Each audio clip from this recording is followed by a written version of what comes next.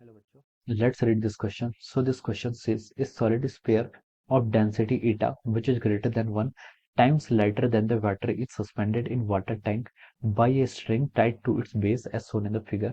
If mass of the sphere is small m, then the tension in the string is given by, okay, option A is eta minus 1 divided by eta times mg, option B is eta times mg, option C is mg divided by eta minus 1, option D is eta minus 1 times mg, okay.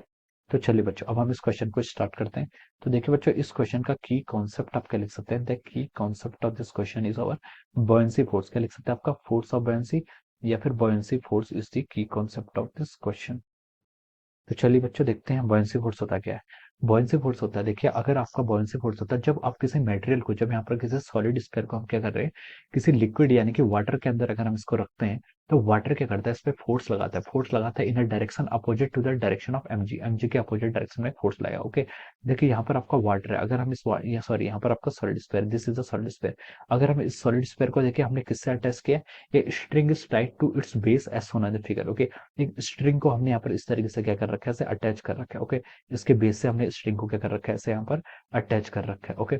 अब देखिए यहाँ पर, देखिए इसके कारण क्या लगेगा, आपका फोर्स लगेगा, आपका एमजी। एमजी क्या लगेगा, वेट इसका डाउनवर्ड डायरेक्शन लगेगा, okay. This is the weight M G which is acting in the downward direction, okay. अब देखिए यहाँ पर आपका टेंशन लगेगा, ओके। अब आपको क्या बताना है, यहाँ पर टेंशन, टेंशन किस डायरेक्शन में लगेगी, ओके। टेंशन आपकी देखिए इसमें डाउनवर्ड। टेंशन क्या होता है, टेंशन एक पुलिंग फोर्स होता है। Tension is a pulling force. Tension क्या करता है, अपनी तरफ पुल करता है, ओके। तो ये आपका इस डायरेक्शन पे लगेगा, ओके। अब देखिए और कौन सा फोर्स लगेगा, ये पूरा आपका जो सिस्टम है, ये आपने पूरा लिक्विड के अंदर रखा है, ओके। लिक्विड के अंदर रखा है, तो हम बोल सकते हैं यहाँ पर आपका जो सॉलिड स्फीयर है, सॉलिड स्फीयर के ऊपर लगेगा, सॉलिड स्फीयर पे क्या लगेगा, फोर्स ऑफ बुयांसी लगेगा due to this liquid in the upward direction, जिसको मैंने क्या बोल दिया, आपका एफ बी बोल दिया, ओके। तो हम इसको इस तरीके से क्या समझ सकते हैं, यहाँ पर समझ सकते हैं, okay. So this will be the FBD of this solid sphere. ये आपके सॉलिड स्फीयर की क्या होगी, एफबीडी होगी। अब देखिए, अब हम इसमें क्या करते हैं, फोर्स को यहाँ पर क्या करते हैं, बैलेंस करते हैं, ओके। तो देखिए ये आपका इक्विलिब्रियम पर है। इक्विलिब्रियम पर हम तो बोल सकते हैं अपवर्ड डायरेक्शन का फोर्स क्या है, आपका force of buoyancy, it must be equal to the force in the downward direction, M G plus T. ये क्या होगा, आपके इसके इक्वल हो जाएगा, ओके। ये यहाँ से हम बता सकते हैं, ओके। अब देखिए, अब हम यहाँ से क्या लिख सकते हैं, इतने टर्म आपको यहाँ से पता चल गई। अब देखिए आपका यहाँ से आपको क्या फाइंड आउट करना है, then the tension in the string. Tension की वैल्यू कैलकुलेट करना है, जो किसके इक्वल होगी, आपकी F B minus M G के इक्वल होगी। एफ बी के आपका फोर्स ऑफ बेंसी और एम जी के आपका एम जी आपका वेट है, ओके। तो फोर्स ऑफ बेंसी कितना होगा, फोर्स ऑफ बेंसी होता है देखिए आपका rho times g into volume, okay. Rho क्या होगा, आपका डेंसिटी ऑफ द लिक्विड, और g acceleration due to gravity, V क्या हो गया, volume displaced by the substance in the liquid, okay. अब देखिए रो, रो क्या हो जाता है आपका, रो डेंसिटी। डेंसिटी किसकी, वाटर की, ओके। क्योंकि वाटर इस पर वन सी फोर्स लगा रहा है, तो density of water into g into volume. Volume कितना है, देखिए इसका टोटल वॉल्यूम है, टोटली इसमें इमर्स है, तो हम बोल सकते हैं डिस्प्लेस्ड वॉल्यूम यहाँ पर टोटल वॉल्यूम के इक्वल हो जाएगा। mg की वैल्यू पुट कर लीजिए, mg की आपका weight, weight of the solid sphere, okay. तो मास कितना हो जाएगा आपका, डेंसिटी इंटू वॉल्यूम। डेंसिटी किसका, डेंसिटी यहाँ पर आपका सॉलिड स्फीयर का इंटू इट्स वॉल्यूम। वॉल्यूम कितना हो जाएगा, देखिए वॉल्यूम यहाँ पर टोटल वी हो जाएगा इंटू जी, ओके। तो यहाँ से आप लिख सकते हैं आपका rho s into g into V. This is the weight. ये क्या हो जाएगा, आपका वेट के इक्वल हो जाएगा। अब आप इसको मान लीजिए इक्वेशन वन। अब आप एफ बी और एफ जी की वैल्यू क्या कर लीजिए, इक्वेशन वन में पुट कर लेते थे, तो देखिए टेंशन की वैल्यू कितनी आती है, टेंशन की वैल्यू यहाँ से आ रही है आपकी rho omega G into V minus of rho S G into V, okay.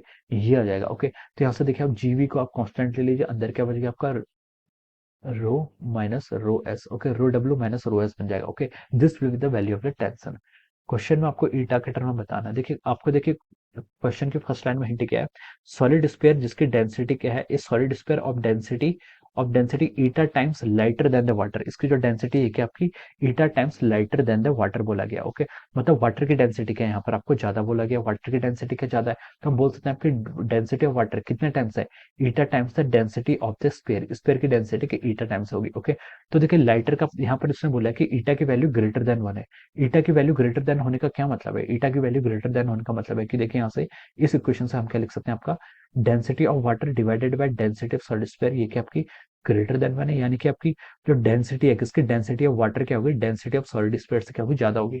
और हमें यही क्वेश्चन में बताया गया, solid sphere of density eta times lighter than the water, यानी कि जो इसकी स्फीयर की डेंसिटी है वो क्या आपकी लाइट, वाटर से क्या लाइट है, तो डेंसिटी ऑफ वाटर डेंसिटी, तो ये एक्सप्रेशन क्या करेक्ट है, ओके। तो हम इसको यहाँ पर पुट कर लेते हैं, ओके।